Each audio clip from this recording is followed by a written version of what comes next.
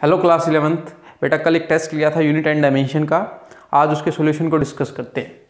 पहला क्वेश्चन था, 2 डिजिट आपको दे रखी थी और उसमें पूछा था सिग्निफिकेंट फिगर बताइए। आपको पता है कि पॉइंट के बाद वाली 0 सिग्निफिकेंट फिगर में काउंट होती हैं, लेकिन 10 की पावर आपके सिग्निफिकेंट फिगर में काउंट नहीं होती। तो इस पर्टिकुलर डिजिट में सिग्निफिकेंट फिगर कितनी हो गई? 5, और इसमें कितनी हो गई बेटा? 7। क्लियर है। सेकंड क्वेश्चन है, एक ऐसी क्वांटिटी बताओ जिसकी यूनिट हो परंतु डायमेंशन ना हो। 4 ऑप्शन आपको दे रखे थे। पहला आपका क्या है ऑप्शन? एंगल। एंगल की यूनिट आपकी कितनी होती है? रेडियन, परंतु डायमेंशन नहीं होती। ठीक है, तो पहला ही ऑप्शन आपका ठीक हो गया। लेकिन अगले वाले ऑप्शन भी देख लेते हैं। स्ट्रेन। स्ट्रेन क्या होता है बेटा? Change in dimension by original dimension, that is delta L by L. तो आपका ऊपर भी मीटर है, नीचे भी मीटर है, ना तो इसकी डायमेंशन है और ना ही क्या होगी? यूनिट होगी। रिलेटिव डेंसिटी क्या होती है? आपकी density of any object divided by the density of water, मतलब आपका ऑब्जेक्ट कितना डेंसर है एज कंपेयर टू वाटर। तो ऊपर भी डेंसिटी है, नीचे भी क्या है? डेंसिटी। तो डेंसिटी से डेंसिटी की यूनिट क्या हो जाएंगी? Cancel out. तो रिलेटिव डेंसिटी की कोई भी यूनिट और डायमेंशन नहीं होती। ठीक है, इम्पल्स आपको पता है इसकी यूनिट भी होती है और डायमेंशन भी होती है ना। थर्ड क्वेश्चन है बेटा, quantity Q is equal to A cube B cube divided by C under root D. आपको percentage error in quantity Q बतानी है। If percentage error in A B C D आपको कितनी दे रखी है? 2%, 1%, 3% एंड 4%। ये बड़ा आसान क्वेश्चन आपको पता है। पावर को आगे जंप कराओ, परसेंटेज एरर से मल्टीप्लाई करो और सभी का क्या कर दो? इस तरीके से सम कर दो। तो 3 आगे जाएगी और परसेंटेज एरर इन ए 2 है, प्लस 3 आगे जाएगी, percentage error in B 1%, plus C की पावर कितनी है? 1 है, तो 1 आगे। देखिए प्लस लगेगा हमेशा, ये बात आपसे मैंने डिस्कस कर रखी है क्योंकि हम मैक्सिमम पॉसिबल एरर में इंटरेस्टेड हैं। 1 आगे, और सी में एरर कितनी? 3%। डी की पावर अगर देखें आप अंडर रूट में डी, तो पावर हाफ है, तो हाफ, और डी की परसेंटेज एरर 4। इसको जब सोल्व करेंगे आंसर कितना आएगा? 14%। ठीक है। Pair having same dimension, question number 4। ठीक है, फोर्स आपका F है, वर्क क्या होता है बेटा? Force into displacement. तो ये तो कभी भी डायमेंशन वाइज बराबर हो ही नहीं सकते। आपने इसमें अल्टीमेटली L से मल्टीप्लाई कर दिया है ना। सेकंड है टॉर्क। टॉर्क क्या होता है? Force into displacement, perpendicular displacement, ये मैंने बताया हुआ आपको। ठीक है, और एनर्जी क्या है? एनर्जी नथिंग बट वर्क, और वर्क क्या है? Force into displacement. देखिए इन दोनों की डायमेंशन क्या आएगी? सेम आएगी। ठीक है। प्रेशर और फोर्स आपको पता है, प्रेशर तो क्या होता है? फोर्स अपॉन एरिया, तो डायमेंशन बराबर नहीं हो सकती। सरफेस टेंशन क्या होता है? फोर्स पर यूनिट लेंथ, और ये क्या होता है? Force per unit area. Ultimately यहाँ पर डायमेंशन वाइज L आएगा, तो यहाँ पर डायमेंशन वाइज क्या आएगा? L²। तो इन दोनों की भी डायमेंशन सेम नहीं हो सकती। ऑप्शन क्या चला गया आपका? बी चला गया। फिफ्थ क्वेश्चन देखिए बेटा, force is equal to A under root X plus B T square. F force है, ए डिस्टेंस है, टी टाइम है। आपको ए बाई बी की डायमेंशन बतानी है। कई बच्चों ने ये क्या होगा कि इसको फोर्स के बराबर रखा होगा, फिर इसको फोर्स के बराबर रखा होगा, वहाँ से ए की डायमेंशन निकाली होगी और बी की डायमेंशन निकाली होगी, और फिर दोनों को क्या कर दिया होगा? डिवाइड कर दिया होगा। लेकिन आप ये भी कर सकते हैं, अगर ये इसमें ऐड हो रहा है तो इन दोनों की भी डायमेंशन क्या होगी? सेम होगी। प्रिंसिपल ऑफ होमोजेनिटी क्या कहता है? एक्स में एक्स ही ऐड हो सकता है, तो अगर ये इसमें ऐड हो रहा है तो इसकी डायमेंशन की क्या होगी? बराबर होगी। तो ए एज इट इज रखिए, एक्स आपका डिस्टेंस है तो अंडर रूट एल आ जाएगा, बी, और ये क्या आ जाएगा? T square. बी को नीचे लेके जाएं और टी स्क्वेयर, और एल को इधर लेके आएँ तो एल की पावर क्या हो जाएगी? हाफ। तो अल्टीमेटली जब एल ऊपर जाएगा तो -½ पावर आ जाएगी, और आपका टी की पावर कितनी आ जाएगी? -2। ठीक है।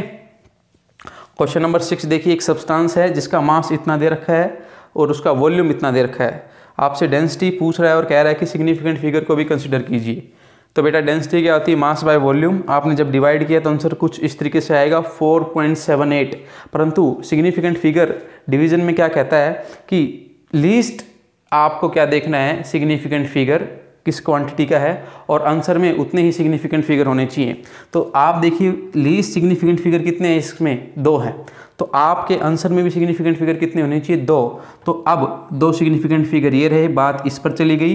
विच इज़ ग्रेटर देन 5, तो ये 7 किस में कन्वर्ट हो जाएगा? 8 में। तो आपका डेंसिटी कितनी आ गई? 4.8 ग्राम पर centimetre cube. Question number 7, volt is equivalent to आपको बता रखा है बेटा, और क्लास 10th में भी आपने पढ़ा है, वोल्ट क्या होता है, वर्क बाय चार्ज, वर्क की यूनिट जूल और चार्ज की यूनिट कूलम। तो आपका आंसर क्या आ गया, जूल पर कूलम। ठीक है। Dimension of coefficient of viscosity next question था आपका। आपको फॉर्मूला याद होना चाहिए, force is equal to eta A dv by dy। ठीक है। तो नीटा को अपने को निकालना है, तो बाकी जो टर्म्स है उनको उस तरफ ले जाइए।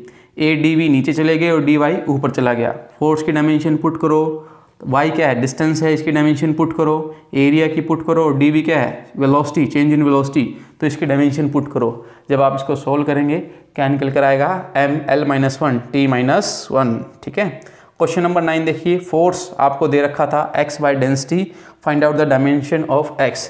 डेंसिटी को ऊपर ले जाओ बेटा, फोर्स इंटू डेंसिटी हो जाएगा, फोर्स की डायमेंशन पुट करो, डेंसिटी की डायमेंशन पुट करो और आपस में मल्टीप्लाई करो, you will get the answer. ठीक है। नेक्स्ट आपका क्वेश्चन है बेटा, x is equal to k a की पावर m t की power n, where x is distance, a acceleration है, t टाइम है और k कांस्टेंट है। आपको mn की वैल्यू बतानी है। ठीक है।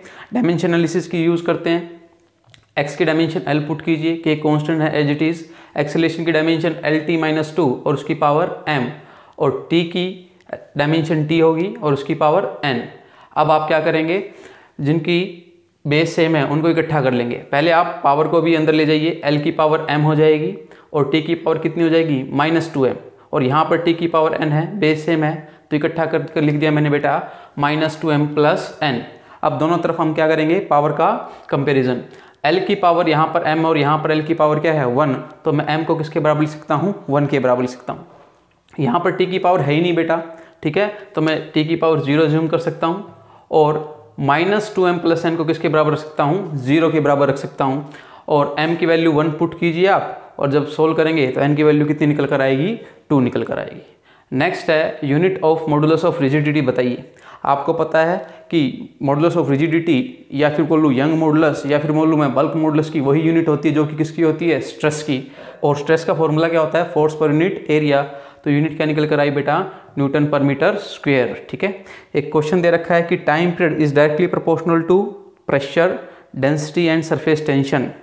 अब आपको ये बताना है कि वो उनकी किस पावर पर डिपेंड करता है। ठीक है, मतलब टाइम पीरियड प्रेशर की किस पावर पर, डेंसिटी की किस पावर पर और सरफेस टेंशन की किस पावर पर डिपेंड करता है। आपने डायमेंशन पुट कर दी हर एक की। ठीक है बेटा, आपने पावर को अंदर ले लिया और जो आपके बेस सेम थे उनकी पावर एक साथ लिख ली। ठीक है, तो आपके पास कुछ इस तरीके का एक्सप्रेशन आ जाएगा, ध्यान से देख लीजिए आप। ठीक है, अब आपको करना क्या है, दोनों तरफ पावर को इक्वेट करना है। m की पावर यहाँ पर कितनी है, a plus B plus C is equal to 0 है ना। l की पावर कितनी है, -a minus 3b is equal to 0, और टाइम की कितनी है, -2a minus 2c is equal to 1 है। ठीक है, अब आप यहाँ से स्टार्ट करेंगे। देखिए -2 कॉमन ले लिया तो क्या बचा बेटा, a प्लस सी बच गया इज इक्वल टू 1। तो a प्लस सी की वैल्यू कितनी आ गई बेटा आपके पास, -½ आ गई, यहाँ पर माइनस है। ठीक है, अब इस चीज को इस इक्वेशन में पुट करो तो आपके पास आ जाएगा b -½ इज इक्वल टू 0, तो b की वैल्यू कितनी आ जाएगी, ½ अब b को बेटा इसमें पुट करेंगे a की वैल्यू आ जाएगी, और a की वैल्यू को इसमें पुट करेंगे तो c की वैल्यू आ जाएगी। अल्टीमेटली आपका आंसर आएगा a की पावर 3/2, b की ½ और c की 1। हो रही है क्लियर बातें। नेक्स्ट क्वेश्चन है 1 newton is equal to how much dyne. Ultimately आप ऐसा यूनिट को किस में कन्वर्ट करवाना चाहते हैं, CGS में। डाइन होती क्या है, gram into centimetre by second square. अब आप देखो 1 किलो में कितने ग्राम, 1000 ग्राम, तो 10 की पावर 3 तो ये आ गया। और 1 मीटर में कितने सेंटीमीटर, 100 सेंटीमीटर, तो 10 की पावर 2 ये आ गया। और सेकंड है, दोनों तरफ कोई चेंजेस नहीं होंगे, तो इन दोनों की गुना करेंगे तो आंसर कितना आएगा, 10 की पावर 5। ठीक है, नेक्स्ट क्वेश्चन है, आपको क्या दे रखा है, पावर दे रखा है, सरफेस टेंशन दे रखा है और प्लैंक कांस्टेंट दे रखा है। पहले तो आपको उनकी डायमेंशन लिख लेंगे, और क्वेश्चन में ये पूछा हुआ है कि इन तीनों में जो t की डायमेंशन है उसको देखते हुए आप इनको असेंडिंग ऑर्डर में लिखो। तो बेटा सबसे कम पावर t की किसकी है, p की है, फिर सरफेस टेंशन की है, और सबसे अधिक किसकी है, आपकी h की है, डेट इज प्लैंक कांस्टेंट की। तो असेंडिंग ऑर्डर में पहले सबसे कम, फिर ज़्यादा और फिर सबसे ज़्यादा। तो पावर आएगा, फिर सरफेस टेंशन आएगी और फिर क्या आएगा, आपका प्लैंक कांस्टेंट आएगा। क्वेश्चन नंबर 15, ये अच्छा क्वेश्चन है। देखिए पी क्यू आर 3 क्वांटिटी हैं और वो डिफरेंट क्वांटिटीज़ हैं। तो 4 ऑप्शन आपको दे रखे हैं और इनमें से ये बताना है कि इनमें से कौन सी एक क्वांटिटी मीनिंगफुल क्वांटिटी नहीं होगी। देखिए ऑप्शन नंबर 1 को देखो बेटा आप, डिफरेंट क्वांटिटी कैसे माइनस हो सकती है ना। तो आपकी बात यहीं पर गलत हो गई। आपको आगे देखने की जरूरत ही नहीं, आपको आंसर मिल गया। लेकिन फिर भी अगर आप समझना चाहते हैं तो समझिए, यहाँ पर तो मल्टीप्लाई और या डिवाइड है which is possible. Different quantities की मल्टीप्लाई और डिवीजन क्या है, पॉसिबल है। ये ऑप्शन बेटा आपका क्या है, बिल्कुल ठीक है। नेक्स्ट देखिए क्या दे रखा है, पी क्यू माइनस आर। मान लीजिए पी एम है, क्यू एक्सेलरेशन है और मैं आर को अगर फोर्स मानूं तो ये चीज़ भी क्या है, वैलिड है। ठीक है, आप फोर्स में से फोर्स को क्या कर रहे हो, माइनस कर रहे हो। अब देखिए इस फोर्थ ऑप्शन को, P R minus Q square. मान लीजिए पी एक्सेलरेशन है, आर लेंथ है और क्यू आपकी वेलोसिटी है। तो बेटा इनकी जब गुना करोगे तो आपके पास आएगा एल स्क्वेयर टी माइनस 2 और वेलोसिटी का जब स्क्वेयर करोगे तो भी यही आएगा। तो आप सेम डायमेंशंस को आपस में क्या कर रहे हैं, माइनस कर रहे हैं। तो ये भी चीज़ क्या है, वैलिड है। समझ आ रही है बात आपको। और आर से डिवाइड है और डिवाइड तो सेम क्वांटिटी और डिफरेंट क्वांटिटी का हो कोई फर्क नहीं पड़ता। क्वेश्चन नंबर 16 देखिए, आपको ई एनर्जी दे रखी है, एम मास दे रखा है, जे एंगुलर मोमेंटम दे रखा है और जी यूनिवर्सल ग्रेविटेशनल कांस्टेंट दे रखा है। और आपसे इस पर्टिकुलर की क्या पूछी है, डायमेंशन पूछी है क्वांटिटी की। तो आपको हर क्वांटिटी की डायमेंशन इसमें पुट करनी है और जब आप पुट करोगे तो आपका आंसर ऐसा आएगा m0 l0 t0। और आपको 4 जो ऑप्शन दिए हैं उनमें से ये बताना था कि इस क्वांटिटी की डायमेंशन किसके इक्विवेलेंट होगी और उसमें एक आंसर एंगल है, क्योंकि एंगल की भी डायमेंशन क्या होती है बेटा, m0 l0 और t0। तो आपका ऑप्शन क्या हो जाएगा, एंगल वाला। नेक्स्ट क्वेश्चन देखिए, force is equal to a cos bx plus c sin dt, dimension of d by B बतानी है। बेटा एक बात देखो, bx और dt दोनों अल्टीमेटली किसको रिप्रेजेंट कर रहे हैं, थीटा को रिप्रेजेंट कर रहे हैं, है ना, कोस थीटा साइन थीटा।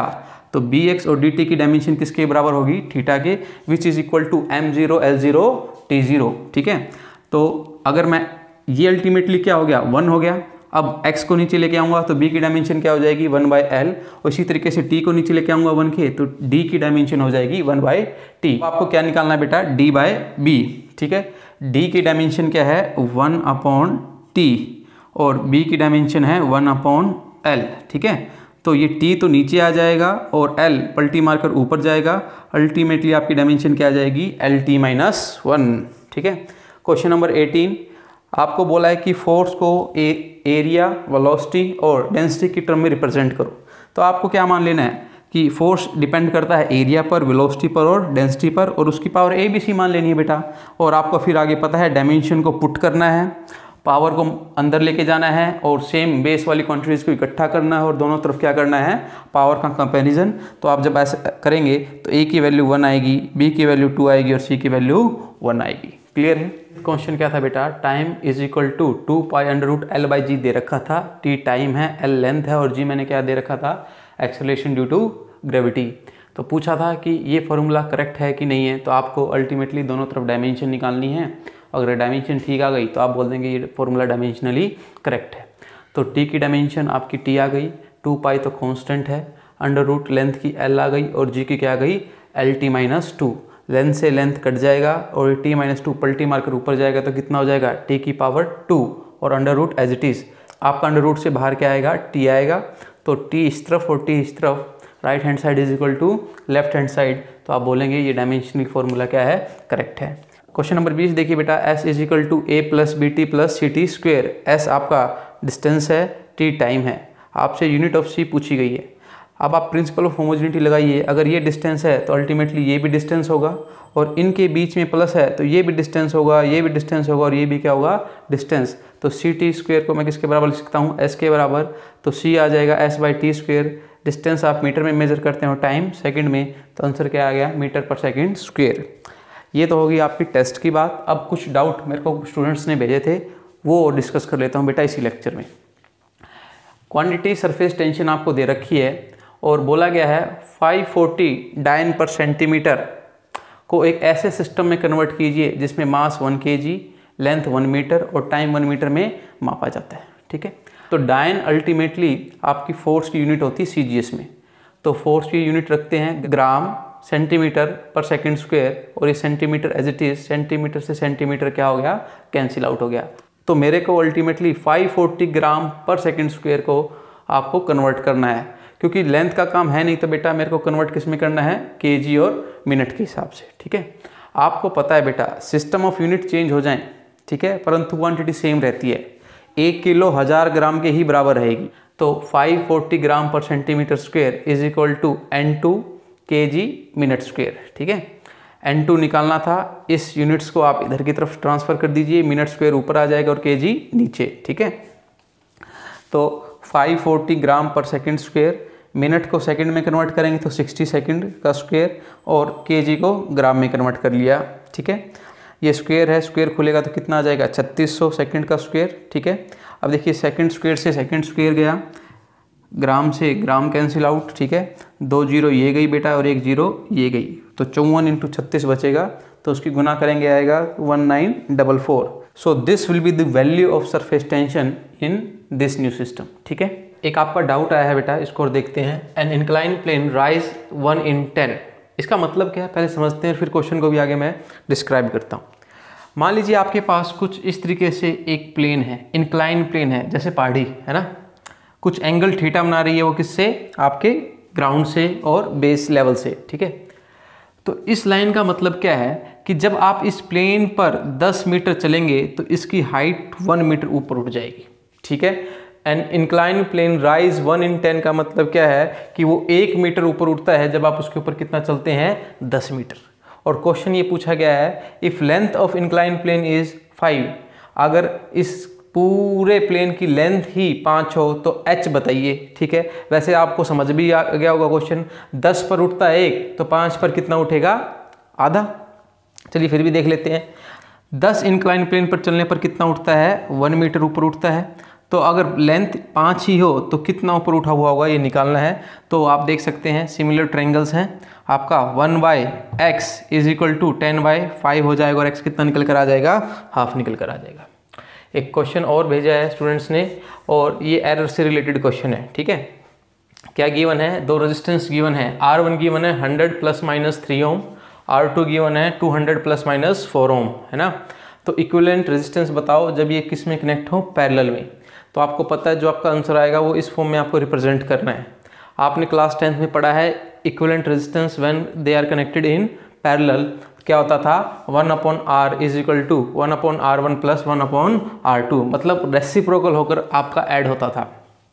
तो आप पहले r को निकालना चाहते हैं तो R1 को पुट कीजिए 100, R2 को पुट कीजिए 200 और सोल्व करेंगे तो आपके पास कितना आ जाएगा, R निकल कर 200/3। अब जो बेसिक कॉन्सेप्ट अपना था जो मैंने आपको सिखाया है कि log लेना है और log के बाद क्या करना है, डिफरेंशिएट। चलिए अगर मैं log लेता हूँ इसका तो क्या आएगा, log 1/r is equal to log 1/r1 + 1/r2। अब यहाँ पर आकर आप फंस जाएंगे क्योंकि log a + b का कोई भी फॉर्मूला नहीं होता है। तो आपको क्वेश्चन में देखना है कि बीच में कोई प्लस माइनस है कि नहीं है। अगर प्लस होगा तो आप log लेने से बचिए। ठीक है, दूसरी बात, मान लीजिए आपके पास इस तरीके की इक्वेशन है I = v/r। तो अब आप log लेना समझदारी है, log I log v/r, क्योंकि इसका फॉर्मूला पता आपको, एक तो log a/b का, और ये सेपरेट हो जाएंगे आराम से, log v minus log r। और अब आप इसका डिफरेंशिएट करेंगे तो dv/v आ जाएगा और इसका dr/r आ जाएगा। तो log is taken when there is 2 variable. ये log लेने की कोई जरूरत नहीं है, आप सीधा वो प्रोसेस स्किप कर कर कहाँ पहुँच जाएंगे, डिफरेंशिएशन पर पहुँच जाएंगे। क्लियर है, तो मैंने दोनों बात लिख दी है, log is taken when there is 2 variable, और बीच में अगर प्लस का साइन हो तो आप log नहीं लेंगे। क्लियर है बात। तो डिफरेंशिएशन कीजिए इक्वेशन 1 को। आपको पता है क्या 1/x का डिफरेंशिएशन क्या होगा, पहले तो इसको -1 कर लो, ऊपर ले जाकर पावर आगे आएगी -1 और पावर क्या हो जाएगी, और -1 हो जाएगी, तो ये आ जाएगा ये वाली चीज़। क्लियर है बात। तो इसी तरीके से मैंने लिख लिया है -dr/r² is equal to -dr1/r1² -dr2/r2²। और आपको पता है फॉर मैक्सिमम एरर हम सभी माइनस को क्या कर देंगे, प्लस। ठीक है, अब इस चीज़ को पहले सोल्व करेंगे और आर स्क्वायर को इधर ले जाएंगे। dr1 आपको पता है कितना है, 3 है, dr2 कितना है, 4 है, ठीक है। r1 और r2 100 एंड 200 है और r आपने निकाल लिया है कितना, 200/3, ठीक है। और dr आपका कितना आ जाएगा, इनको पुट करेंगे, सोल्व करेंगे तो आपके पास कुछ dr की वैल्यू निकल कर आएगी 1.777, क्योंकि आपके पास जो अभी तक जितना भी डाटा है उन सब में जो सिग्निफिकेंट फिगर है मैक्सिमम कितनी है, 3 है। देखिए 100, 200, ठीक है। तो आपके पास सिग्निफिकेंट फिगर 3 है, तो डेल्टा आर भी आपकी कितने सिग्निफिकेंट फिगर्स तक आएगी, 3 सिग्निफिकेंट फिगर तक आएगी।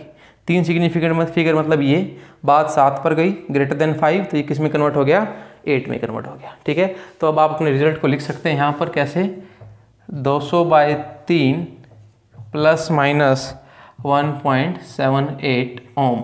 इसको सोल्व करेंगे तो भी ये 3 सिग्निफिकेंट फिगर तक लेकर आना है, ठीक है। होपफुली आपके डाउट क्लियर हुए होंगे बेटा, और फिर भी अगर कोई डाउट है, समस्या है, तो आप फिर से मेरे को कॉल कर सकते हैं या मैसेज कर सकते हैं। मैं फिर से कोशिश करूंगा आपके डाउट को सोल्व करने की। Thank you students. एरर के जो मल्टीप्लाई और डिवीजन वाले क्वेश्चन हैं उसमें मैंने आपको सिखाया है कि पहले लॉग लीजिए और फिर क्या कर दीजिए, डिफरेंशिएशन कर दीजिए। देखिए ये जो प्रोसेस मैंने आपको बताया है ये जस्ट आपकी कैलकुलेशन को ईजी करता है, परंतु आप बुक में देखेंगे कि सीधे क्वेश्चन डिफरेंशिएट करके भी किए हुए हैं। एक्चुअली में जो लॉग लेने की वजह है वो ये है कि ये आपकी कैलकुलेशन को आसान कर देता है। आपको अगर डिफरेंशिएशन ज़्यादा आता भी नहीं है तो ये आपकी मदद कर सकता है। चलिए इसको एक एग्जांपल से मैं ज़्यादा अच्छी तरीके से समझा पाऊंगा। लेट अगर आपको i दे रखा है और r दे रखा है और आपसे v पूछ लिया, तो v आपको रिप्रेजेंट कैसे करेंगे, v plus minus delta v से। पहले v निकाल लेते हैं, तो 4 × 3 कर देता हूँ मैं, तो 12 वोल्ट आ गया। तो जो अपना पुराना तरीका है वो क्या कहता है, लॉग ले लो दोनों तरफ, log v log ir। अब आपके पास इसकी प्रॉपर्टी है log a × b की प्रॉपर्टी है log a plus log b, ठीक है, प्रॉपर्टी खोल ली। अब डिफरेंशिएट करोगे तो आपको ये मिल जाएगा, है ना। और अब डेल्टा v को इधर रखो, इसको सोल्व करो और v से क्या कर दो, मल्टीप्लाई कर दो। अब इसी चीज़ को मैं बिना लॉग लिए भी कर सकता हूँ और इस रिजल्ट तक पहुँच सकता हूँ। आइए देखते हैं कैसे। v = ir, ये स्टेप तो करना पड़ेगा। अब सीधा मैं इसको डिफरेंशिएशन कर देता हूँ विद रिस्पेक्ट टू v, ठीक है। तो इस टर्म की मैंने डिफरेंशिएशन किया विद रिस्पेक्ट टू v और इस टर्म को डिफरेंशिएट किया विद रिस्पेक्ट टू v। तो आपको पता है जिस तरीके से x का अगर x के रिस्पेक्ट में करूँगा तो कितना आएगा, 1। तो v का v के रिस्पेक्ट में डिफरेंशिएशन होगा तो कितना आएगा, 1 आएगा, ठीक है। अब दो वेरिएबल हैं जिनका डिफरेंशिएशन v के रिस्पेक्ट में है, तो आपको पता है एक वेरिएबल को क्या मानते हैं, कांस्टेंट, और दूसरे का क्या कर देते हैं, डिफरेंशिएशन प्लस। अब दूसरे को कांस्टेंट मानेंगे और पहले वाले का क्या कर देंगे, डिफरेंशिएशन कर देंगे, ठीक है। तो ये इक्वेशन आपके पास आ जाएगी। तो dv को उधर ले जाइए, ठीक है। तो यहाँ क्या बच जाएगा, i dr plus r di। अब पूरी इक्वेशन को v से डिवाइड कर दीजिए, dv/v = i/v into dr plus r/v into di। अब अगर आप ध्यान से देखें, अगर मैं इस i को पलटा कर नीचे ले आऊँ तो v/i क्या हो जाएगा मेरा बेटा, r हो जाएगा, ठीक है। और r/v क्या हो जाएगा, 1/i हो जाएगा। तो अल्टीमेटली जो इक्वेशन यहाँ थी वही इक्वेशन आपने यहाँ भी प्राप्त कर ली। तो कहने का मतलब है अगर आप कंफर्टेबल है डिफरेंशिएशन के साथ तो किसी भी तरीके से जा सकते हैं। जो मैंने पिछले क्वेश्चन कराया है पैरेलल रेजिस्टेंस वाला, ठीक है, उसमें मैंने एक सीधा ये मेथड लगाया, क्योंकि यहाँ वहाँ पर लॉग की प्रॉपर्टी लग भी नहीं सकती अगर आप लगाना चाहें तो, क्योंकि log a प्लस b का कोई फॉर्मूला नहीं है, log a प्लस b का कोई फॉर्मूला नहीं है। समझ आ रही है बात आपको। अब ये तो हो गया बेटा क्वेश्चन आपका मल्टीप्लिकेशन का। सेम पैटर्न डिवीजन के लिए भी एप्लीकेबल है। क्या करते थे हम डिवीजन के लिए, मान लो v दे रखा है और r दे रखा है, i निकालना है। i को रिजल्ट इस तरीके से लिखेंगे, i कैसे निकाल लेंगे, v/r करके, i तो निकल गया। अब डेल्टा i के लिए आपको काम करना है, तो log ले लिया, log i log क्या हो जाएगा, v/r। बेटा देखो log a/v का आपके पास फॉर्मूला है, इसलिए मैंने log लिया, है ना। तो log लेंगे तो log v minus log r। अब डिफरेंशिएट करेंगे ये आएगा, और फॉर मैक्सिमम एरर में क्या कर देता था, प्लस कर देता था।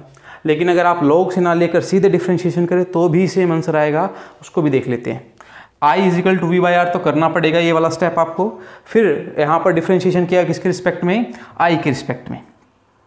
d/di ऑफ vr अपने को सोल्व करना है। बेटा देखो अगर आप u बाई वी मेथड से करेंगे तो भी हो जाएगा, कोई इशू नहीं है, लेकिन छोटा करने के लिए मैं इसको कैसे करता हूँ, v इंटू 1/r कर लेता हूँ। समझ आ रही है बात आपको? मतलब मैं यहाँ पर अब मल्टीप्लिकेशन वाला फॉर्मूला लगाऊंगा इंस्टेंट ऑफ डिवीजन वाले फॉर्मूले से। डिवीजन वाले फॉर्मूले से भी आ जाएगा, आप खुद ट्राई कर देखिए, ठीक है। तो अब i का with respect to i differentiation 1, v को कांस्टेंट मानना है और 1/r का डिफ्रेंशिएशन करना है विद रिस्पेक्ट टू i, फिर 1/r को कांस्टेंट मानना है और v का डिफ्रेंशिएशन करना है विद रिस्पेक्ट टू i, ठीक है। अब आपके पास क्या आ गया, इसको डिफ्रेंशिएशन करना है मेन, आप इसको ऊपर लेके जाएं, r की पावर क्या हो जाएगी -1 और ये तो एज इट इज़ रहेगा 1/r dv/di।